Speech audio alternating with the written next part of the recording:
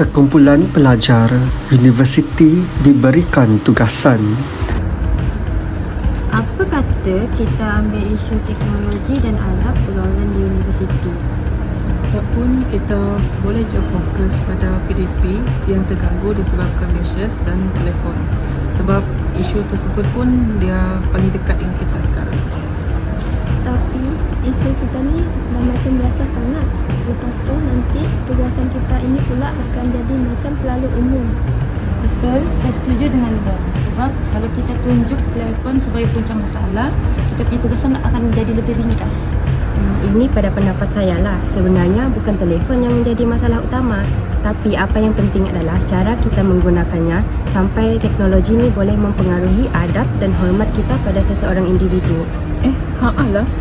Cuba kita tengok dalam kelas waktu pensyarah tengah mengajar. Ada pelajar yang scroll TikTok, ada yang balas mesej sampai tak tumpukan perhatian pun. Lepas tu dia sendiri pun tak tahu apa yang belajar dalam kelas. Tapi tak boleh salahkan pelajar sepenuhnya juga. Telefon ni untuk mencari nota dan maklumat. Betul, saya setuju dengan Don. Sebab semua tugasan ataupun nota semua ada dalam talian. So, kita perlukan telefon untuk tujuan pembelajaran.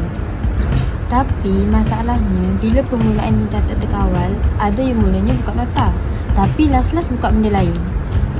Saya rasa di situlah pentingnya kawalan diri dan kesedaran adab semasa belajar. Teknologi ni dia boleh je jadi dua benda, sama ada menjadi alat yang baik ataupun menjadi gangguan terhadap kita, bergantung pada cara kita menggunakannya. Lepas tu setiap pelajar datang dari latar budaya dan cara didikan yang berbeza. Ada yang menganggap penggunaan telefon semasa bercakap dengan orang itu biadab, tetapi ada yang menganggapnya itu sebagai perkara biasa. Sebab tu kena ada kesedaran dan rasa hormat dalam diri ketika menggunakan teknologi supaya teknologi ni tak merosakkan hubungan sesama manusia. Oh, jadi maksudnya isu ni bukan sekadar tentang telefon, tetapi soal keseimbangan teknologi dan juga sopan santun. Ya, betul. Dan maksudnya di sini pendapat PAS dan Manda saling berkait-rapat kan? Kedua-dua idea ni dapat digabungkan dalam tugasan kita. Ya, betul. Saya pun baru perasan yang tema PAS dengan Manda tadi kita boleh guna sebab dia masih berada dalam tema yang sama kan, iaitu teknologi dan adab pelajar universiti semasa mereka berkomunikasi. Setelah menyedari sebenarnya tema Faz dan Amanda adalah sama, mereka mula membincangkan tentang isu tersebut menggunakan falsafah etika aksiologi, iaitu dari sudut penyajajahan, yakni dekolonisasi, aksiologi, deontologi dan etika kebajikan. Penyajajahan dekolonisasi ialah fokus kepada membebaskan minda dan kembali kepada jati diri serta nilai tempatan. Aksiologi ialah bidang besar dan deontologi pula salah satu pendekatan dalam bidang tersebut. Manakala etika kebajikan membawa fokus kepada akhlak dan sikap yang baik. Cuba kawan terangkan isu kita ni guna falsafah sejahtera dan falsafah vertikal. Apa yang saya dapat dari Google, bagi menangani krisis moden, kita boleh lihat dari sudut penjajahan di mana proses membebaskan minda dan kembali kepada jati diri.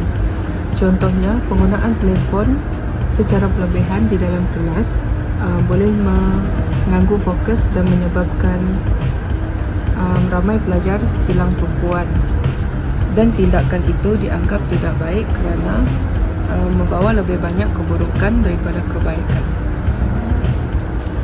Kalau kita tengok dalam aspek aksiologi dan deontologi, kita punya tanggungjawab moral untuk menghormati pensyarah dan memberi perhatian semasa kelas berlangsung, walaupun telefon itu digunakan untuk tujuan tertentu. Saya ada cari tentang etika kebajikan. Etika ni menekankan tentang pembentukan akhlak dan disiplin diri. Jadi maksudnya pelajar yang punya nilai diri yang baik, mereka akan tahu masa yang sesuai untuk menggunakan teknologi. Bagi pelajar yang mengambil sambil lewat, mereka tidak akan mengutamakan adab. Oh, maksudnya teknologi ni bukanlah satu masalah utama dalam kehidupan kita. Yang penting tu cara kita menggunakan teknologi tu. Ya, jadi kita kena tunjuk kita gunakan teknologi ni secara bijak, beradab dan juga bertanggungjawab. Dan secara kebetulan, dua pensyarah falsafah yang turut berada di kafe tersebut tidak sengaja terdengar perbualan mereka. Bagus kamu semua telah melihat isu ini dengan baik dan menerapkan teori yang kita telah belajar dalam buku. Teknologi tidak salah, tetapi penggunaan media sosial yang berlebihan akan menyebabkan manusia hilangnya budi pekerti dan menghormati orang-orang lain. Falsafah juga membantu kita berfikir secara lebih matang supaya kita tidak hanya mengejar kemudahan, tetapi juga menjaga hubungan sosial. Sebab itu, penggunaan teknologi mesti seimbang dengan nilai moral dan budi pekerti. Kamu semua kena menggunakan media sosial dengan lebih baik dan bijaksana, okey? Oh, sekarang baru kami faham Puan, isu ini bukan tentang telefon semata-mata. Setuju? Ia juga tentang cara kita bercakap dengan rasa hormat dalam dunia moden. Dan bagaimana kita menggunakan teknologi hanya menggunakan nilai kemanusiaan. Akhirnya, mereka sepakat bahawa teknologi bukan punca utama masalah, tetapi cara manusia menggunakannya yang menentukan sama ada ia membawa kebaikan atau keburukan. Kesimpulannya, falsafah membantu manusia menilai sesuatu isu dengan lebih bijak agar kemajuan teknologi dapat diseimbangkan dengan adab, moral dan nilai kemanusiaan.